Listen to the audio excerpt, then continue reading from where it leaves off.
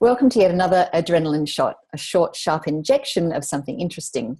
And today I'd like to welcome back John Blake from John Blake Sales Coach. You might remember that John spoke with us a few episodes ago around the subject of opportunities that business have to grow their sales. So welcome back, John. Thanks for coming back. Thank you. Thanks for having me on again. Absolutely, my pleasure. Let me introduce John, and then we're going to get into the part that we didn't get into in the previous interview, and that is what are some of the solutions that organisations can use to actually grow their sales, and I'm sure you're waiting for that one.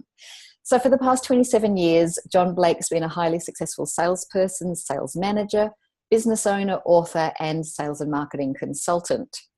He's obsessed with helping people and businesses explode their sales using a unique process that empowers both them and their clients to be 100% sincere and avoids the tired, cliche sort of sales speak. The main three problems that John solves for his clients are low conversion rates, low transaction size, and an inability to engage with premium clients. So welcome back, John. Thank you. Last time when we spoke, we were talking about the main opportunities that businesses miss and perhaps why they miss them. So why don't we carry on from that today and talk about what it is that they can be doing about that, so what some of the solutions are. And before I let you start, let me remember to put my clock on again because I always forget that part. All right, so your 5 minutes starts now. Cool. Okay, so really we talked about the two biggest problems being the inability to connect with premium type clients and the offer. So there are three main components. The first component is controlling your message. So if you can control your message, you can create a contrast between you and the other choices that your particular clients have got in the marketplace. So controlling your message, the main component of that is really the stories that you tell around the value that you provide. That's probably the simple. There are three elements, but that's probably the most powerful and the most simple. And the second part of that, there's so much competition out there, isn't there? So you do need a cut through message so that people can compare. Yeah. So we're big on stories. You know, we talk a lot and in depth about creating what I call corporate parables that really convey your message in a very, very powerful way.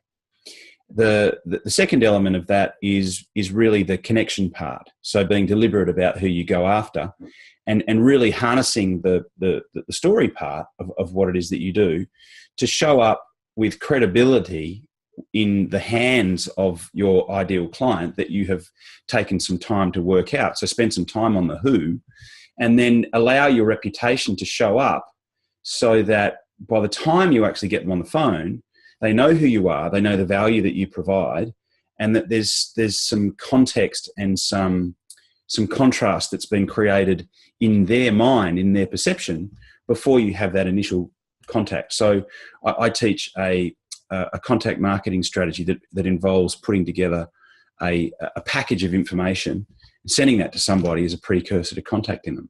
And it changes the way that they sound because it changes their perception of you, as opposed to the alternative, as we've talked about, which is cold calling and cold emailing. Mm. And then the third component of that is obviously the conversion piece and the framework around the conversation that you have with them once you actually do get in front of them to uncover maximum value so that they see what it is that you do as an opportunity.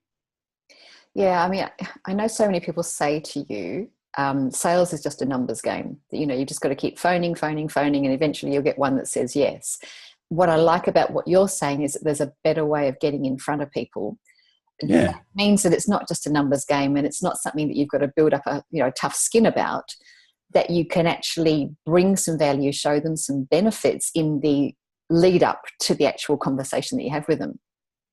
Yeah, sometimes it can be conceived as or perceived as a crass analogy, but it's like the dating analogy. You know, you can walk into a nightclub and you could ask every single person that you meet to go home with you, and that will probably get you a result. But there is a better way of going about that, where you could probably get a better result and a better quality result if you put some more thought into it, into the approach and into how that conversation goes and the context around that conversation. Yeah, and I think quality there being the operative word, because you can imagine that if you asked everyone in the nightclub to go home with you that night, the person that's going to take you up on that is probably not the person you want to spend the rest of your life with. No. And I'm guessing the same goes for clients. You know, you just take any old person that walks in off the street because they were the one that said, oh, okay, yeah, come in and talk to me, as opposed to doing the research and the groundwork first and ending up with a client who, wow, this is someone who really gets what I do. Yeah, and having a think about the type of person that you would ideally like to be with. The analogy being, you know, what is the ideal client that you would ideally like to be with? Who are the clients that I enjoy working with? Who can I provide the most value to? Who has similar interests to me? That's going to, you know, line up with my philosophies on business and be enjoyable to work with.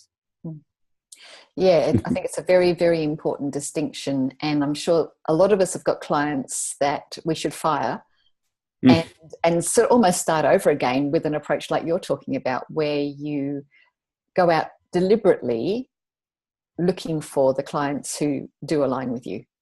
Yeah, and that in and of itself can make you more attractive to a client, where they can see that you've actually put some thought in. And you are specialising to some extent into the type of people that you know that you can help the best. That in and of itself, someone can see, okay, well, this person has obviously given some thought. They've done some research on me, and there's some ideas that they've come up with that they might be able to help me with. Well, you know, that in and of itself makes it more compelling to want to catch up with you and talk to you in and of itself. And so I'm guessing there that you're suggesting that each one of these, you know, if you send out some kind of a pack, that it is as tailored as possible for the particular person that you're trying to put it in front of. Would that be a fair thing to say? Absolutely. Yeah. The key word is relevance. You know, if you can show up as relevant and in a valuable way that goes beyond a product pitch and really focuses on key ideas or key information that will be of value to that person, that positions you as an educator rather than as just somebody who's sending out a brochure to someone that they're hoping to get in front of. That's the key distinction. So that whole controlling your message part of it is that's where it really comes into its own. Fantastic. And you probably heard the ding go off just a short while ago. So we've run out of our 5 minutes again. Perfect. It's been fantastic having you back on the show. Thank you very much for joining me again. My pleasure. And for sharing something, you know, that's really practical for people to attach onto, if you like, so that they can walk away with something that's going to help them with their sales. So thank you again, John Blake. Thank you for having me.